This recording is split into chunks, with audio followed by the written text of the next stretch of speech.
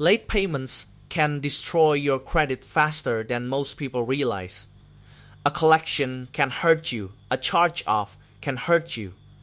Hard inquiries can lower your score. But late payments are different.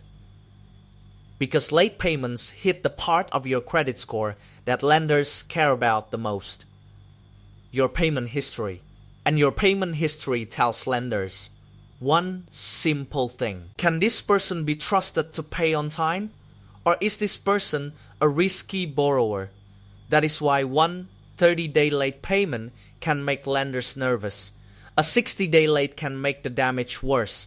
A 90-day late can make your profile look even riskier. And a 120-day late can make lenders feel like you are a serious credit risk. This can affect car loan approvals. It can affect mortgage approvals. It can affect credit card approvals. It can affect apartment approvals. It can affect business loan approvals. And even if you still get approved, it can cost you more money through higher interest rates. But here is the part most people never understand. You cannot remove a late payment just because you are tired of seeing it on your report. If that late payment is accurate, properly reported, and fully verified, then removing it is not easy. Credit repair is not about pretending real information is false. Credit repair is about finding what is wrong. Wrong dates, wrong balances, wrong payment history, wrong account status, duplicate accounts, outdated information, incomplete reporting, or items that cannot be properly verified. That is where the real opportunity is. Because if a late payment is reporting incorrectly, you have the right to challenge it. And in this video, I am going to show you the 4-step process to do it the smart way. Not with fake disputes, not with random templates, not with some magic letter, but with a real process. Step 1. Pull all 3 credit reports and audit the late payment.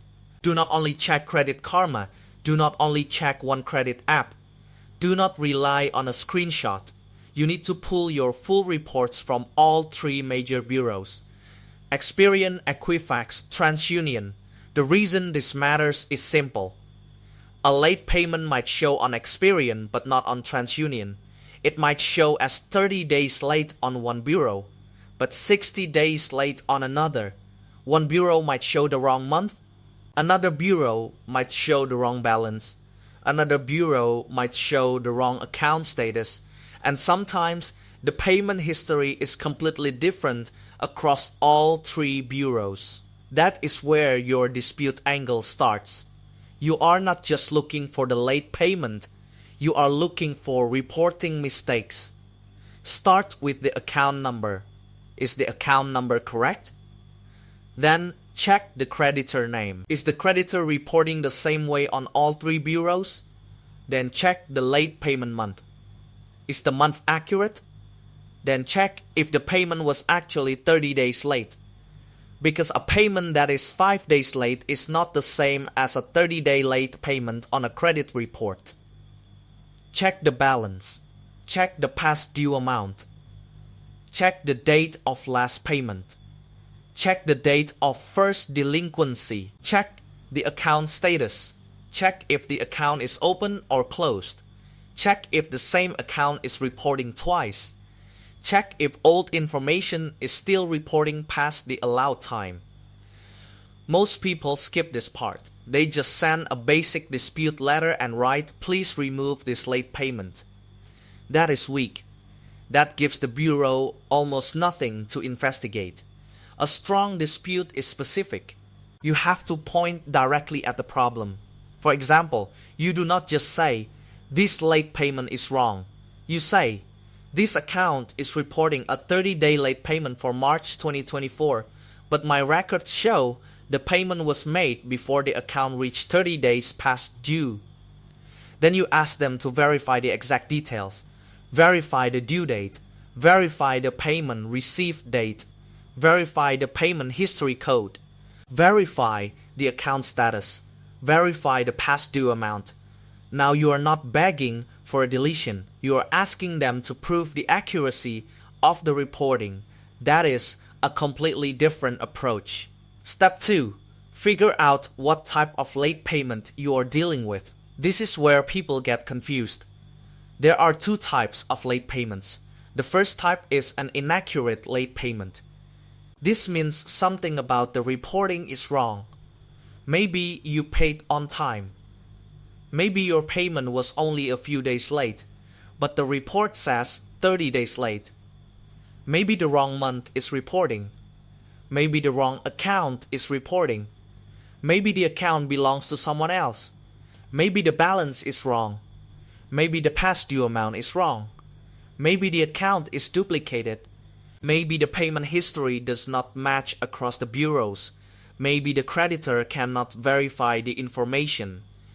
If any of these things are happening, you may have a real dispute.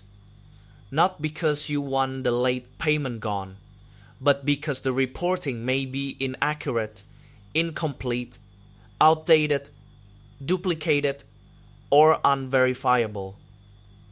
The second type is an accurate late payment. This means you really were 30 days late or more. The account belongs to you. The date is correct, the creditor has the records, and the bureau can verify it. In that case, a normal dispute probably will not work. But that does not mean you have zero options.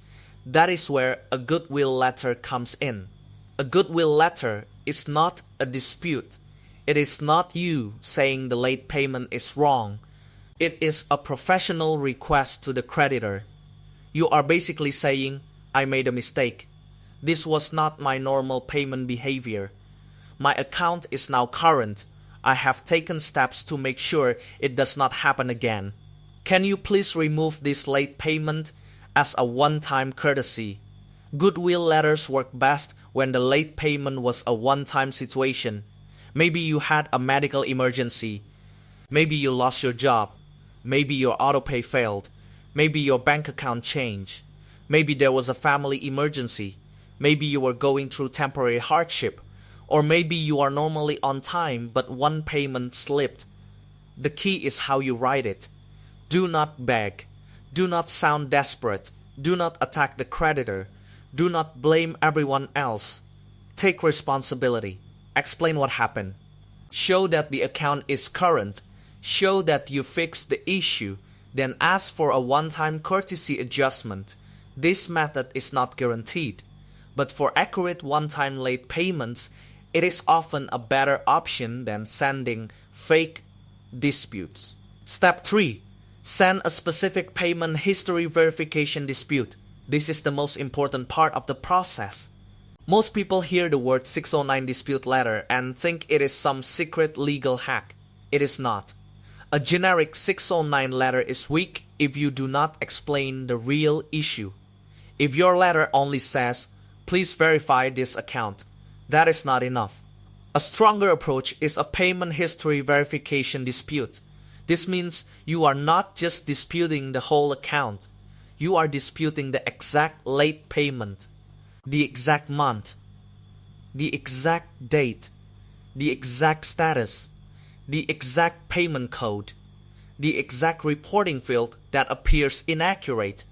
Because a late payment is not just one word on your credit report. Behind the scenes, there are many reporting fields connected to it. You can challenge the payment history. You can challenge the account status.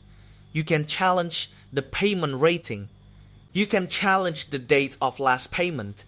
You can challenge the date reported. You can challenge the date of first delinquency. You can challenge the past due amount. You can challenge the current balance. You can challenge the account remarks. You can challenge duplicate reporting. You can challenge the creditor name. You can challenge the account number. This is where many errors are found. Sometimes the report says the account is current in one section but late in another section. Sometimes the balance says 0, but the account still shows a past due amount. Sometimes one bureau says 30 days late, another says 60 days late, and another does not show the late payment at all. That is inconsistent reporting. and inconsistent reporting can give you a reason to dispute. You can send your dispute to the credit bureau. You can also send a direct dispute to the furnisher. The furnisher is the creditor or lender that is reporting the information to the bureaus. If you have proof, attach it. Proof can include bank statements, payment confirmation emails, auto-pay records, creditor statements, account current letters, settlement letters, screenshots from the creditor portal, or a copy of your credit report with the late payment circled. Your dispute letter should be clear and factual. Do not write a long emotional story. Do not make threats. Do not make false claims. Just state the issue clearly. For example, I am disputing the accuracy and completeness of the late payment reporting on this account. The account is showing a 30-day late payment for March 2024, but my records show the payment was made before the account became 30 days past due. Please verify the exact due date, payment received date, payment history code, past due amount, and account status. If this information cannot be verified, please correct or delete the late payment. That is much stronger, because now you are not asking for a favor. You are forcing a real investigation into the actual reporting. Step 4. If the late payment comes back verified, escalate the right way. If the bureau says the late payment was verified, do not panic. That does not always mean the investigation was deep. Sometimes the bureau only checks the creditor's system and sends back a basic response. So your next move is to ask for the method of verification. You can ask, who verified the late payment? What documents were reviewed? What payment records were used? What exact information confirmed the late payment? Was the due date verified? Was the payment receive date verified? Was the payment history code verified? Was the past due amount verified? Was the account status verified? This puts more pressure on the investigation. Your next option is a direct furnisher dispute. This means you contact the original creditor directly. You tell them the payment history they are reporting is inaccurate or incomplete. This matters because the creditor is the source of the information. If the creditor updates or corrects the information, the bureaus should update the report. Your next option is a CFPB complaint, but only use this when you have real proof. Do not file a complaint just because you are angry. Use it when you already sent proof. Use it when the bureau ignored your documents. Use it when the creditor did not properly investigate. Use it when the same late payment is reporting differently across bureaus. Use it when the dates are wrong. Use it when the balances are wrong. Use it when the item was verified without a clear explanation. When you write the complaint, stay professional. Do not write, "They are ruining my life." Please delete this.